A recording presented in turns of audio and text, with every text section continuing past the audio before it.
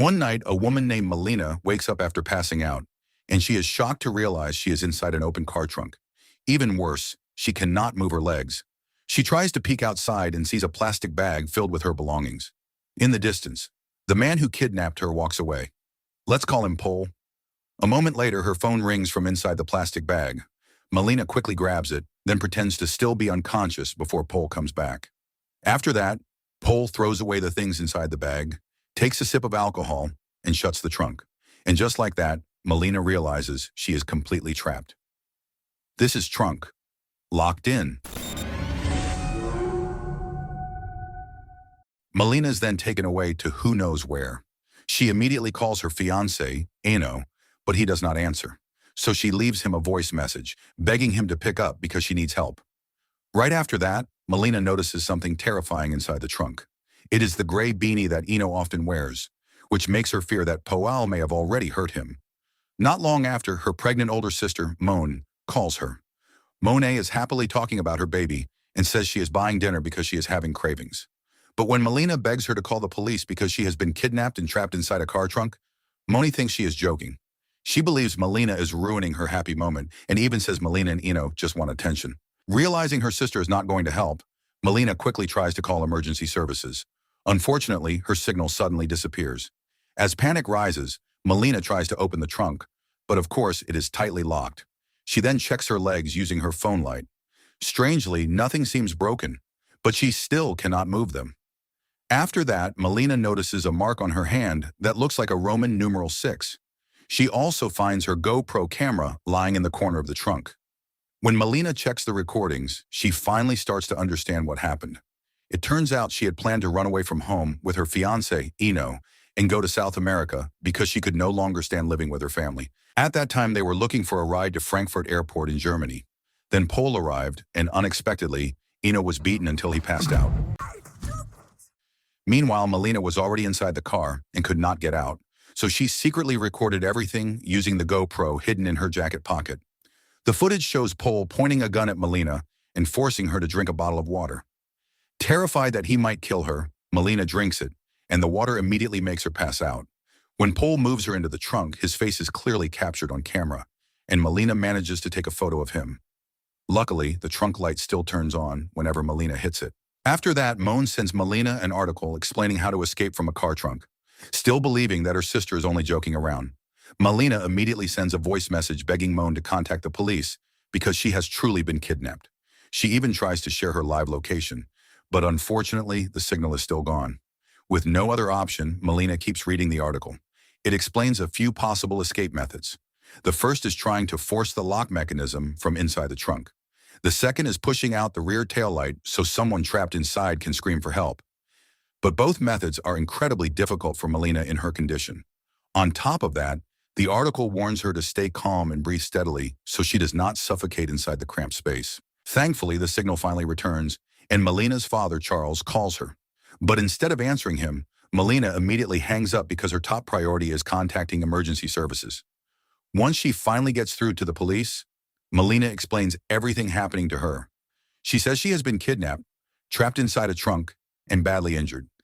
She believes the kidnapper drugged her because both of her legs are completely numb. Melina gives the dispatcher her full name, along with the identity of her fiancé, Eno, whose condition is still unknown. She also describes the car as a dark green vehicle with a missing right side mirror and mentions that she managed to take a photo of the kidnapper's face. The police dispatcher, Elisa, explains that they cannot directly track Melina's phone because the only thing available in her area is nearby cell tower data. Melina quickly checks Google Maps, which barely loads, and the only information she can provide is that she seems to be somewhere near Ober. Meanwhile, Charles keeps calling nonstop, so Melina briefly puts Elisa on hold to answer her father. Charles tells her that someone sent him a text message from an unknown number, demanding a ransom of 250,000 euros for Melina's release. At first, Charles suspects the Gabriel family, a family that has had serious conflicts with them in the past. He thinks they may have hired Pole to kidnap Melina, but Melina is convinced they are not responsible. She then sends the photo of Pole to her father so he can report him to the police. However, Charles refuses because the kidnappers threaten to kill Melina if the police get involved. Before the conversation can continue, Melina suddenly feels unbearable pain in her stomach. She hangs up both calls and finally discovers something horrifying. There is a deep surgical wound on the left side of her abdomen, held together with medical staples. In other words, someone already operated on her before she woke up. Melina desperately searches through a small box she finds nearby, hoping there might be something useful inside. But the only thing she finds is a lighter. Not long after that, the pain and exhaustion overwhelm her, and she passes out again. When Melina wakes up again, she discovers a bottle of alcohol that belongs to Pol. Desperate to calm herself down, she takes a drink before slowly pulling down part of her pants, removing one of her shoes and taking off her sock. She presses the sock against her wound and pours alcohol over it to disinfect it. Thankfully, Pol does not hear her screams of pain. While lying there, Melina overhears Pol talking to someone on the phone. During the conversation, he mentions a left kidney and says they will arrive at their destination around 3 in the morning, which is now less than an hour away. As the car starts moving again, Melina decides to stitch her wound herself using the medical knowledge she learned in college. To keep herself calm, she listens to an old romantic voice message from Eno while trying to survive the nightmare. With nothing else available, she uses her shoelace as thread, carefully stitching the wound little by little, then securing it with one of her earrings. After finally finishing the painful process, Melina receives a call from an unknown number. It turns out to be Elisa from the police department. Melina tells Elisa that Powell and his group most likely removed her left kidney, and she is now convinced they are involved in human organ trafficking. At this point, she has almost given up hope. She believes the police will never reach her in time, and she is certain she will be killed once they arrive at their destination by 3 o'clock. Elisa immediately informs the police that they only have until 3 in the morning to save her. At the same time, she keeps encouraging Melina to stay alive and promises that they will find her. Not long after that, the car suddenly stops. After listening carefully, Melina realizes Pol is refueling at a small gas station. Elisa quickly tells Melina to scream as loudly as possible so someone nearby can hear her and help. Hilfe! Ich bin hier drin! Hilfe! But suddenly the trunk opens. It is Pol. Even worse, the gas station is completely empty, with no customers around at all. Since Elisa is still talking on the phone, Melina starts screaming loudly to hide the sound of the conversation before the call is abruptly disconnected. Pol then points at the Roman numeral mark on Melina's hand, explaining that it means she is still needed alive. You see? After that, he presses hard against her surgical wound and threatens her for trying to attract attention. As punishment for resisting him, Pol violently drives the car back and forth while blasting loud music, leaving Melina trapped inside the trunk with ringing ears and unbearable pain.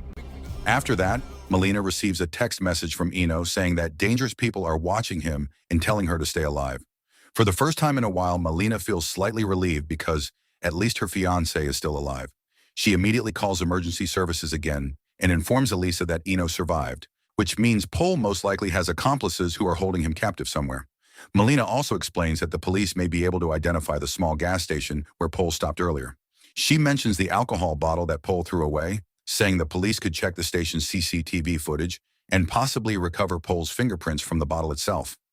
Elisa then reveals that based on the nearby cell tower range, there are only 2 small gas stations in the area, making it a very useful lead for the police team searching for her. At the same time, Charles has already sent Pol's photo to the authorities. He also admits that he remembers seeing Pol somewhere around the hospital 1 or 2 weeks earlier. Even so, Charles still suspects that the Gabriel family may be the masterminds behind the kidnapping. As it turns out, Charles owns a hospital where Melina used to work as a doctor. Back when she was still inexperienced, she was forced to handle an emergency surgery involving one of the Gabriel family's daughters. The girl was already in critical condition, and Melina did everything she could to save her. But tragically, the surgery failed, leading to kidney failure and eventually the girl's death. From that moment on, the Gabriel family became furious with Melina and even considered suing her. But strangely, they never went through with the lawsuit. Burdened with guilt, Melina eventually resigned from her position at her father's hospital. While talking to Elisa, Melina also recalls how she first met Eno about 1.5 years earlier. At the time, Eno had been admitted to the hospital after drinking too much during an office party and passing out. Melina was the doctor who treated him. Eno quickly fell in love with her, and before long, the two of them became engaged. Melina remembers how good Eno was with children and how he once said he wanted them to have 3 kids together someday. Unfortunately, Melina's family never approved of their relationship. After hearing all this, Elisa orders the police to begin blocking nearby roads immediately. But strangely, the call suddenly disconnects. Melina then sends a message to Eno, telling him to contact the police and speak directly with Elisa. As she thinks more carefully about her situation, Melina suddenly remembers that most cars have a hidden compartment in the trunk for storing a spare tire. Struggling in the cramped space, she slowly lifts the carpet beneath her and pries open the wooden panel underneath it. Inside, she discovers a car jack, but because of the awkward position and lack of space, she cannot pull the whole thing out. In the end, she only manages to grab the metal jack handle. Using the metal rod, Melina manages to pry open the metal cover behind the car's taillight and smash the light itself, finally giving her a small view of the outside world. Heavy rain pours down across the road as the car speeds forward. Pole hears the noise coming from the trunk and immediately turns the music back on to drown it out. But at this point, Melina is no longer afraid of him. Eventually, traffic comes to a stop. Seeing her chance, Melina desperately calls out to a man in the car behind them for help. But when Pole notices the man walking closer, he becomes suspicious and assumes he might be a police officer. Without hesitation, Pole slams the car into reverse, hits the man, then suddenly drives against traffic, causing multiple accidents on the road.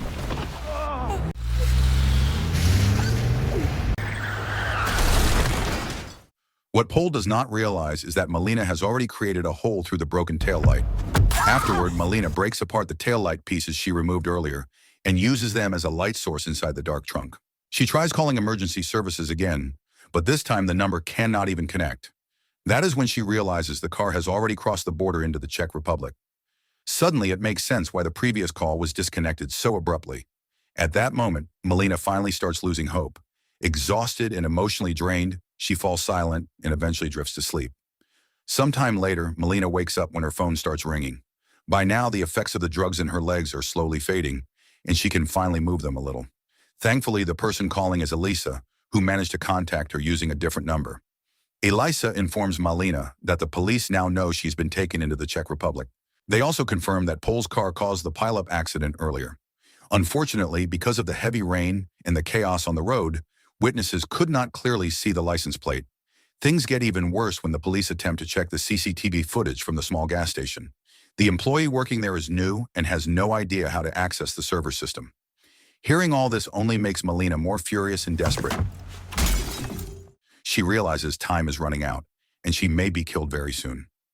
In frustration, she smashes the side mirror inside the trunk. The broken glass immediately gives her a brilliant idea. Using one of the shards, Melina carefully sticks it through the taillight opening to catch a reflection of Pole's license plate. Then, using her own blood, she writes the plate number across the roof of the trunk, OTC417.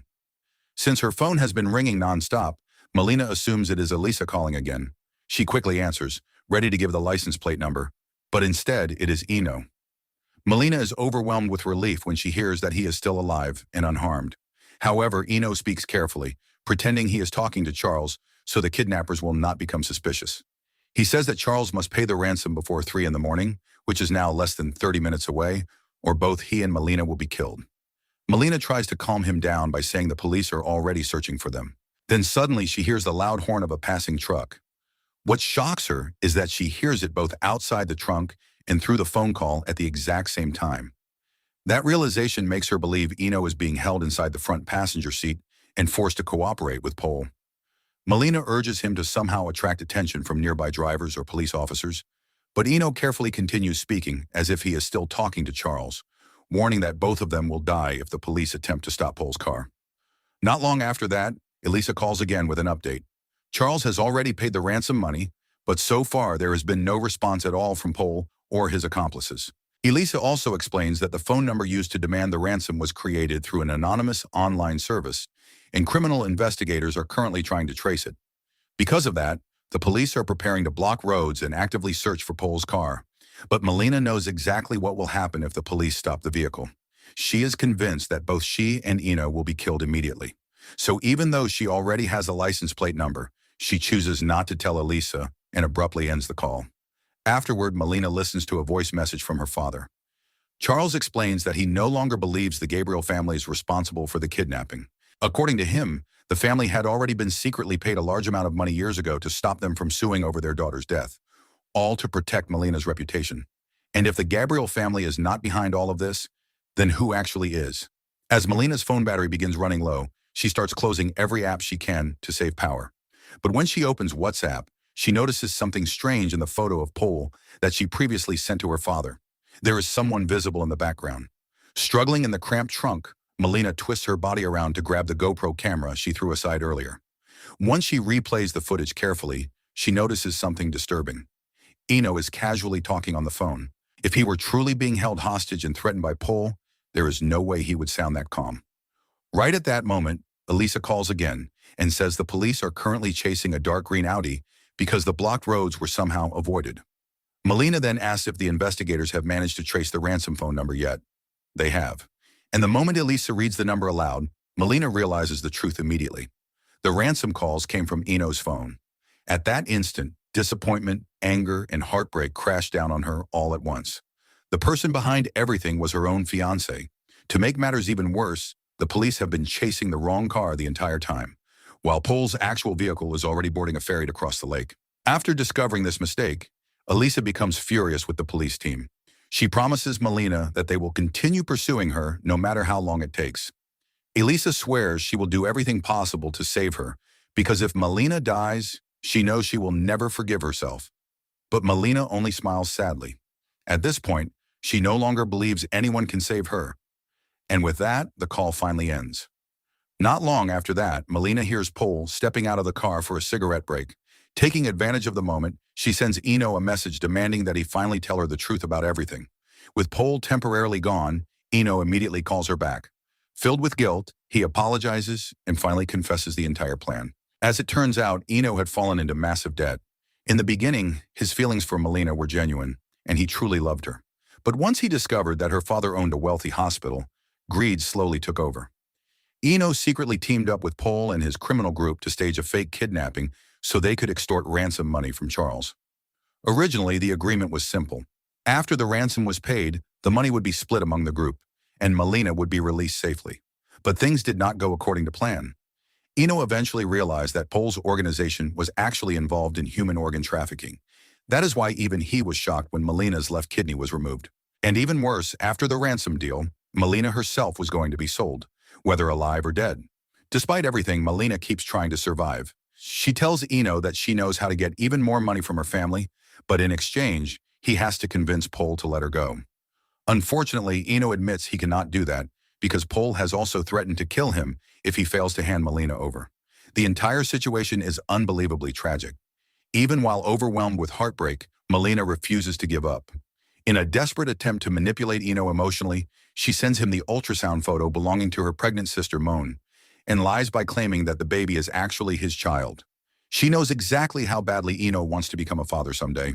The trick works immediately. Eno quickly calls her back, completely shocked by the news.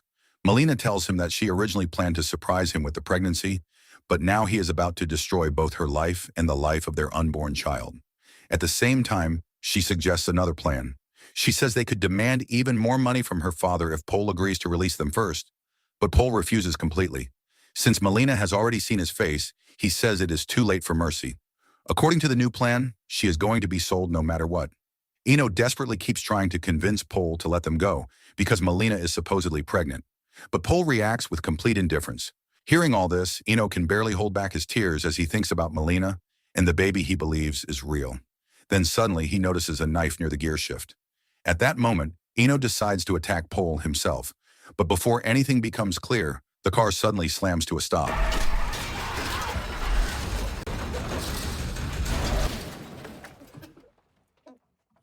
Inside the trunk, Melina has no idea what just happened. A moment later, someone opens the trunk door. It is Eno. But almost instantly, a gunshot suddenly fires toward the trunk and hits the car. Somehow, Pole survived the attack. And tragically, Eno is thrown into the trunk as well, already dying from the gunshot wound. Melina breaks down in tears, desperately begging Eno not to leave her alone. At the same time, she is also overwhelmed with anger over the betrayal that caused all of this in the first place. Then she notices something important. The knife Eno stole from the front seat is still there beside him. That means Eno probably knew from the beginning that he would never be able to kill Pole. His attack was likely just a desperate distraction. But at the very least, he managed to leave Melina with a weapon she could still use to fight back. With only 5 minutes left before 3 in the morning, Melina finally reaches her breaking point. In anger and heartbreak, she throws away her engagement ring, and moments later she hears it slip through a gap and fall onto the asphalt outside. That sound gives her a dangerous idea.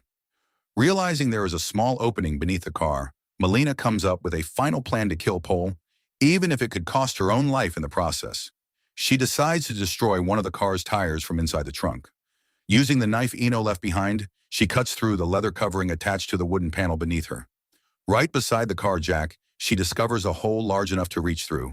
But before risking everything, Melina records one final message for her family using the GoPro camera. In the recording, she says how happy she is that Moan will soon have her first child. She also admits her deepest regret, confessing that she became too blinded by love and allowed herself to grow weak because of it. She believes she should have stayed focused on her career as a doctor instead. Before ending the message, Melina makes one last request. She tells her family that none of this is Elisa's fault, and she reminds them how much she loves them. After that, the final attempt begins. Using the metal jack handle, Melina carefully tries to jam it directly into the wheel rim. The plan is incredibly dangerous because the car is still moving at high speed, and it requires every ounce of strength she has left. But somehow, she succeeds.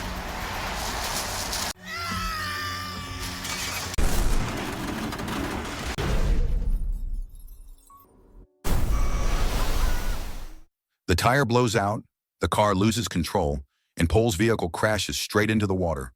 Within seconds, water begins flooding the trunk. Despite the panic, Melina forces herself to stay calm while searching desperately for a way out. She repeatedly takes deep breaths, saving as much air as possible. Then, during what feels like her final breath, she notices that the divider between the trunk and the back seat has loosened from the earlier crash and the pressure of the water. Gathering the last of her strength, Melina kicks it as hard as she can. And finally, after hours of terror and suffering, she manages to break through into the main cabin of the car. Thankfully, Pole has already drowned. Melina swims forward through the shattered windshield, holding her breath as long as possible while fighting her way to the surface. At the same moment, police vehicles finally arrive at the scene, and against all odds, Melina survives. So the moral of the story is never trust a man who says he wants 3 kids while secretly shopping for your kidney at the same time.